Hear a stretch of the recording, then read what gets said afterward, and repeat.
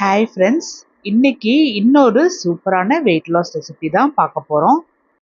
உடல் எடை கடகடகடன்னு குறையணும் அப்படின்னா இது போல் ஓட்ஸில் தோசை செஞ்சு சாப்பிட்லாம்.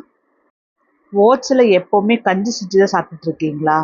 அப்போது இது போல் தோசை செஞ்சு சாப்பிட்டு பாருங்கள், எவ்வளோ டேஸ்டியாக இருக்குன்னு தெரியும். பவுலில் 1 டம்ளர் ஓட்ஸ் எடுத்துக்கலாம். நான் குவெக்கர் ஓட்ஸ் தான் எடுத்திருக்கேன். இதில் அதே டம்ளரில் 1.5 டம்ளர் அளவுக்கு தண்ணி ஊற்றி 15 நிமிஷம் ஊற வச்சிடலாம். ஓட்ஸ் நல்லா ஊறி வரட்டும். ஓட்ஸில் ஃபைபர் கண்டென்ட் ஜாஸ்தியாக இருக்குது. இதுக்கு நல்ல ஒரு காரசாரமான சட்னி ரெடி பண்ணிடலாம். மிக்ஸி ஜாரில் 3 வரமிளகா, 7 நார்மல் சைஸ் வெங்காயம், 6 தக்காளி, 10 பல்லு பூண்டு, ஒரு சின்ன துண்டு புளி, தேவையான அளவுக்கு கல்லுப்பு, இதில் கொஞ்சமாக தண்ணி சேர்த்து நல்லா அரைச்சி எடுத்துகிட்டு வந்துடணும். இந்த கார சட்னியை பச்சையாக தான் அரைச்சி எடுத்துகிட்டு வந்து தாளிப்பு கொடுக்க போகிறோம். கடாயில் 2 டேபிள் ஸ்பூன் அளவுக்கு நான் எண்ணெய் ஊற்றிருக்கேன். நீங்கள் வெயிட் லாஸ்க்காக சாப்பிட்லன்னு ஒரு 4 டேபிள் ஸ்பூன் அளவுக்கு கூட எண்ணெய் ஊற்றிக்கலாம். நல்லா டேஸ்ட்டாக இருக்கும். நான் தேங்காய் எண்ணெய் யூஸ் பண்ணியிருக்கேன். எண்ணெய் சூடான உடனே கொஞ்சமாக கடுகு, ஜீரகம், கருவேப்பிலை அதை தாளிச்சிட்டு அரைச்சி வச்சுருந்த சட்னியும் போட்டுடலாம். இதில் நான் 1/2 டம்ளர் அளவுக்கு மட்டும் தண்ணி மிக்ஸி ஜாரில் போட்டுட்டு ஊற்றிருக்கிறேன். இதில் 1/4 டீஸ்பூன் மஞ்சள், 1/4 டீஸ்பூன் பெருங்காயத்தூளும் போட்டு நல்லா கலந்து தரலாம். இந்த சட்னி இப்போ பச்சையாக அரைச்சிருக்கிறதுனால பச்சை வாசனை வரும். அதனால் நல்லாவே கொதிக்க வச்சு எடுக்கணும். மிதமான சூட்டில் வச்சு மூடி வச்சு ஒரு 15 நிமிஷத்துக்கு நான் கொதிக்க வச்சு எடுக்க போகிறேன்.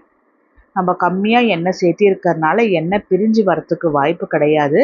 எண்ணெய் ஜாஸ்தியாக சேர்த்திருக்கோம் அப்படின்னா நல்லாவே எண்ணெய் பிரிஞ்சு வர அளவுக்கு கொதிக்க வச்சோம் அப்படின்னா நல்லாவே டேஸ்டியாக இருக்கும். கடைசியாக அதில் சின்ன சின்னதாக கொத்தமல்லி கட் பண்ணி போட்டு ஒரு முறை நல்லா கிண்டி விட்டுட்டு ஒரு கொதி வந்த உடனே ஆஃப் பண்ண வேண்டியதுதான். ரொம்ப சூப்பரான சட்னி ரெடி ஆயிருக்கு. அதுக்குள்ளே ஓட்ஸுமே நல்லா ஊறி வந்திருக்கு. நான் இன்ஸ்டன்ட் ஓட்ஸ் சேர்த்திருக்கறனால நல்லா சீக்கிரமாகவே ஊறிடும். இதை மிக்ஸி ஜாரில் ட்ரான்ஸ்ஃபர் பண்ணிவிட்டு ஒரு நார்மல் சைஸ் வெங்காயத்தை கட் பண்ணி போட்டுடலாம். ஒரே ஒரு பச்சை மிளகா, கொஞ்சமாக கருவேப்பிலை, 1/4 டீஸ்பூன் இஞ்சி, 1 டேபிள் ஸ்பூன் தயிர். தயிர் ஏன் சேர்த்திக்கிறோன்னா கொஞ்சம் லைட்டாக புளிப்பு தன்மைக்காக.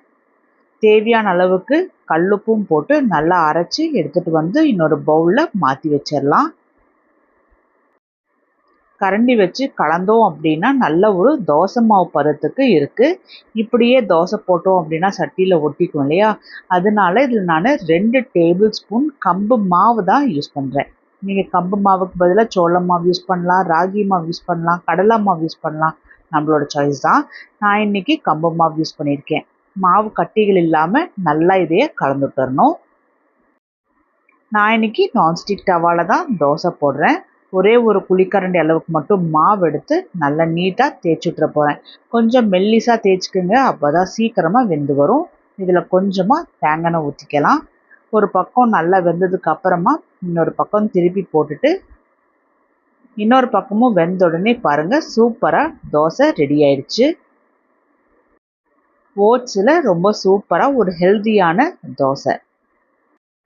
திரும்பவும் அதே போல் ஒரு குழிக்கரண்டியை விட இன்னும் கொஞ்சமாக ஜாஸ்தியாக நான் மாவு எடுக்கிறேன்.